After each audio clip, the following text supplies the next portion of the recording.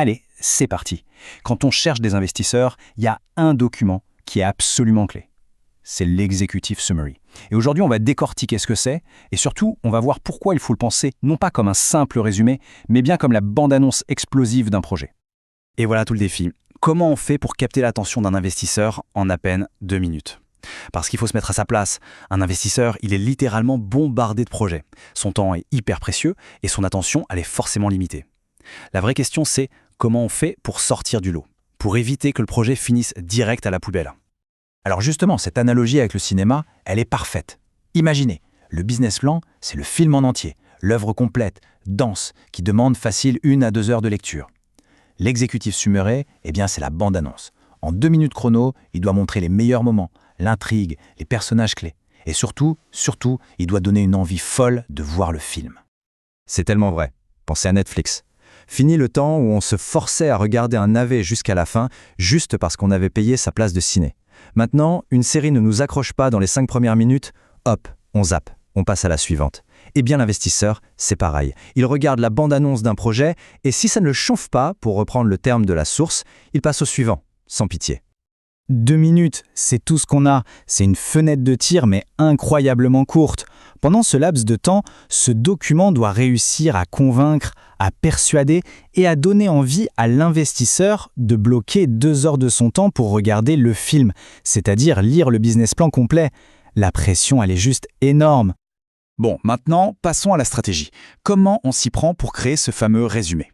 Ça commence avec une règle d'or qui peut paraître un peu bizarre au début, un peu contre-intuitive. C'est que ce document, qui est lu en tout premier, eh bien, il doit être rédigé en tout dernier. C'est un paradoxe, mais il est fondamental. Et c'est là tout le truc. Pour l'investisseur, c'est la porte d'entrée. C'est la toute première impression qu'il aura du projet. Mais pour l'entrepreneur, ça doit être la touche finale, le point final, le tout dernier document à rédiger une fois que chaque détail du business plan est bouclé, validé, finalisé. C'est logique en fait. On ne peut pas monter la bande-annonce avant d'avoir tourné le film. Ok, alors qu'est-ce qu'on met dedans dans cette fameuse bande-annonce ? Pour qu'elle marche, pour qu'elle soit vraiment efficace, il faut qu'elle contienne 4 scènes, 4 éléments absolument essentiels qui vont construire toute l'histoire. Et chaque scène est vitale. D'abord, qui est derrière le projet ? L'équipe, son parcours. Ensuite, quel est le problème et surtout, quelle est la solution apportée ? Troisièmement, la stratégie marketing, comment on va aller chercher les clients. Et enfin, bien sûr, le nerf de la guerre, les prévisions financières. Ces 4 points, c'est vraiment la colonne vertébrale du récit. Bon, maintenant qu'on sait ce qu'il faut y mettre, voyons comment on le construit.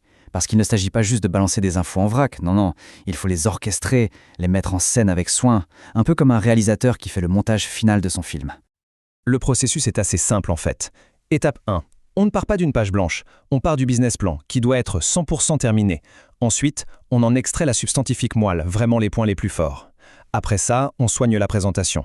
Il faut que ce soit pro, impeccable. Et enfin, et ça c'est crucial, on le teste. On le fait virer à des gens qui ne connaissent pas le projet pour voir si l'impact est là, avant de l'envoyer aux investisseurs. Et on arrive maintenant au point le plus important. C'est quoi l'objectif ultime de ce document ? Parce qu'au-delà des faits, au-delà des chiffres, son but est bien plus profond. Il ne s'agit pas seulement d'informer, il s'agit de déclencher une réaction. Voilà, c'est exactement ça. C'est le document de séduction. Cette phrase de la source résume tout. On n'est pas en train de rédiger un rapport technique froid et distant. Non, c'est une opération de séduction. L'objectif, c'est de charmer, c'est d'intriguer, de créer une vraie connexion avec la personne qui lit. Et donc son rôle, ce n'est surtout pas de tout expliquer. Au contraire, une bonne bande-annonce, ça laisse des questions en suspens, ça crée du désir, de la curiosité. Au final, le succès d'un executive summary, ça se mesure à une seule chose. Et une seule. Est-ce que l'investisseur, une fois qu'il a fini de le lire, a une envie irrépressible de décrocher son téléphone pour obtenir un rendez-vous et lire le business plan en entier ? On le dit souvent, on n'a jamais 2 chances de faire une première bonne impression. Eh bien, l'executive summary, c'est précisément ça. C'est cette unique et seule opportunité. Alors la question finale, elle est simple. Est-ce que cette bande-annonce est vraiment prête à captiver son public ou est-ce qu'elle risque juste de se noyer dans la masse de tous les autres projets ?